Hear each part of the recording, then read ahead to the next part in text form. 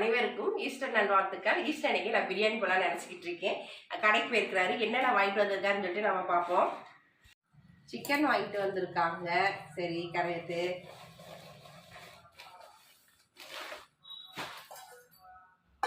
அடுத்து கொஞ்சம் மட்டனும் எடுத்துட்டு வந்திருக்காங்க. சிக்கனும் மட்டனும் இன்னைக்கு நம்ம வீட்டில் எடுத்துட்டு வந்திருக்காங்க. ஏன்னா மாமா பிரியாணி அரிசி வாங்கலையா? பிரியாணி போடணும்னு சொன்னேன். அப்போ அரிசி வாங்குறதுக்கு மறந்துட்டேப்பா, வாங்கிட்டு வந்துடுறேன். சரி, பரவாயில்ல மாமா, இருக்கட்டும். நீ எதுக்கு போய் வாங்கிட்டு வர லேட் ஆயிரும், இருக்கிறதே வச்சு நம்ம இன்னைக்கு ரெடி பண்ணிக்கிடுவோம். சரிப்பா. பிரியாணி சாப்பிட்ற ஆசை இன்னைக்கு நம்மளுக்கு நிறைய ஆசை போயிடுச்சு. என்ன செய்ய சரின்னு சொல்லிட்டு இருக்கிறத வச்சு ரெடி பண்ணணும்னு சொல்லிட்டு நான் தயிர் வெங்காயம் ஃபஸ்ட் ரெடி பண்ணியிருந்தேன்.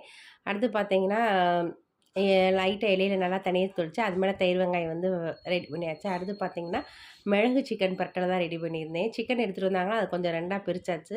அடுத்து மட்டன் கிரேவி ரெடி பண்ணியாச்சு. மட்டன் கொஞ்சம் எடுத்துகிட்டு வந்தாங்களா அதை கொஞ்சம் கிரேவியாக ரெடி பண்ணியாச்சு. அடுத்து அந்த சிக்கன்லேயே கொஞ்சம் சிக்கன் 65 ரெடி பண்ணியாச்சு.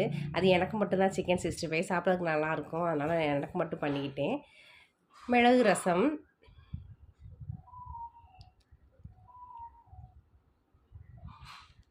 அடுத்து சுட சுட சாப்பாடு.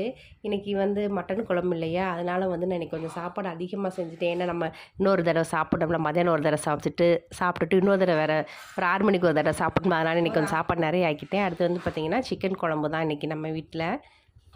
அந்த சிக்கன் குழம்பு ரொம்ப தண்ணியாக குழம்பு வைக்காமல் சும்மா அந்த குருமா கணக்காக கொஞ்சம் நல்லா பரட்டிக்கிட்டு சாப்பிட்ற மாதிரி இன்றைக்கி குழம்பு வச்சாச்சு.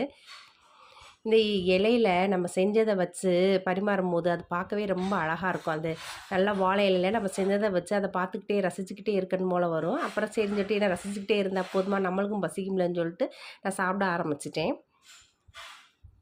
நல்லா அந்த சிக்கன் கிரேவியை போட்டு நல்லா பெரட்டிக்கிட்டு அந்த மிளகு சிக்கன் எடுத்து அப்படியே அது நல்லா சாஃப்டாக வெந்துருந்துச்சு. அது நல்லா இப்படி என்ன சொல்கிறது, பெனஞ்சு அது சாப்பாடு வச்சு சாப்பிடும்போது சரி டேஸ்ட்டாக இருந்துச்சு.